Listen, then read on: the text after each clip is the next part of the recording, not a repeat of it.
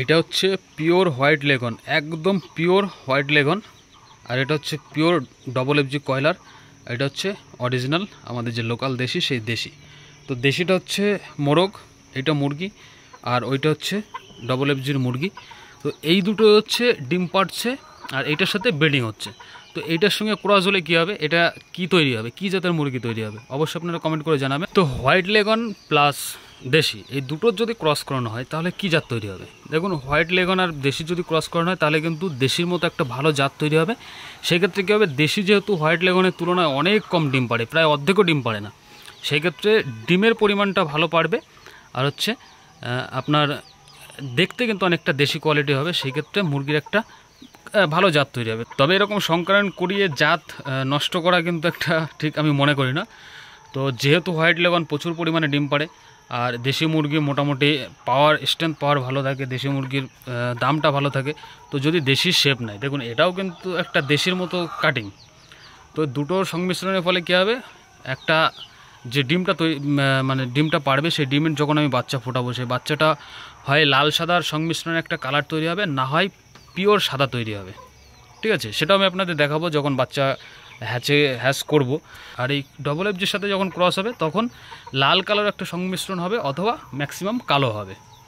তো এই ক্ষেত্রে কী হবে, কয়লারের সাথে দেশি ক্রস করালে কী হবে, কয়লারের এমনিতে ডিমও বেশি দেশির থেকে, আর গ্রোথ যে ব্যাপারটা সেটাও কিন্তু বেশি মানে তাড়াতাড়ি হয়।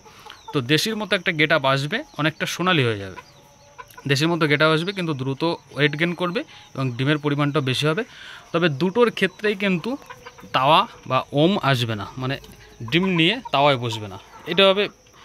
আর হচ্ছে যদি এরকম সংমিশ্রণ করাতেই থাকি, সংক্রায়ণ করাতেই থাকি, তাহলে কিন্তু একটা সময় এসে তাওয়ায় হয়তো বা ওমে আসতেও পারে। তো এই মুরগিটা এখন ডিম দেওয়ার সময় হয়ে গেছে, এখন দুপুরের সময় দুটো মুরগি ডিম দিচ্ছে, বেশ বড় সাইজের ডিম দিচ্ছে। তো কোনো রকম এদের মেডিসিন, কোনো রকম ক্যালসিয়াম কোনো কিছু খায়, সম্পূর্ণ অর্গানিক খাবার, ভুট্টার গুঁড়ো খাই, ঘাস লতা পাতা এইসব, বাড়ির উচ্ছিষ্ট এইসব। আর এই দিকটাতে কয়েকটা 14টা বাচ্চা নিয়েছিল 100 টাকা দিয়ে নিয়েছিল। এখন দেখি কটা আছে, 1 2 3 4 5 6 7 8 9 10 11 12, দুটো মারা গিয়েছে। দুটো মারা গেছে বলতে একটা এমনি মারা গেছে ইঁদুরে কেটে, আর একটা মারা গেছে এই দরজার ফাঁকের চেপটে, মানে গলা ঢুকে গেছিলো, এইভাবে দরজা বন্ধ করা হয়েছিলো, এইভাবে মারা গেছে। তো 12টা রয়েছে। এটার বয়সটা অ্যাকোরেট ঠিক নেই, তবে মোটামুটি দিন 15 তো হবেই। এইগুলো যদি বেশি সংখ্যায় কেউ নেয় তাহলে কিন্তু 3-4 টাকা 5 টাকা পিসেও দিয়ে দেয়, মানে 4 টাকা থেকে 5 টাকার মধ্যে পেয়ে যাবেন। তো এই হচ্ছে হোয়াইট লেগন অরিজিনাল কালার করে বাজারে একটা প্রতারণা ব্যবসা চলে।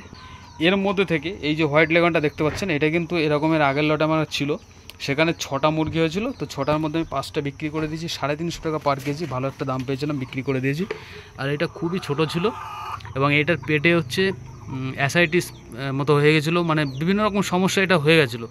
সেই সমস্যার জন্য এটার বিক্রি করা হয়নি। এটা আস্তে আস্তে রিকভারি করে এখন র্যান্ডামলি প্রত্যেক দিন ডিম পাড়ছে, এখনও পর্যন্ত প্রত্যেক দিন ডিম পেড়েছে। মোটামুটি ধরুন 20-25 তো ডিম পাড়া হয়ে গেছে। সেই ডিমগুলো যেহেতু আমার মোরগ ছিল না, তো তখন ডিমগুলো খেয়ে নেওয়া হয়েছিল, যার জন্য আমাদের হোয়াটসঅ্যাপ গ্রুপে আমি একটা সাদা কালারের মোরগ খোঁজ করেছিলাম, কিন্তু কেউ রেসপন্স দেয়নি। তো সাদা কালারের মোরগ হলে কী হতো, একদম পিওর সাদা বাচ্চাটাই হতো, সেই ক্ষেত্রে দেখতে ভালো লাগতো। তো যাই হোক, একটা লাল মোরগ পাওয়া গেছে, সাদা লালের একটা কম্বিনেশন তৈরি করা হোক। আর এখান থেকে একটাও মুরগি বেরোনোর কোনো চান্স নেই, কারণ এগুলো মুরগি হয় না, সচরাচর 1000 এক পিস হয়, এরকম একটা ব্যাপার।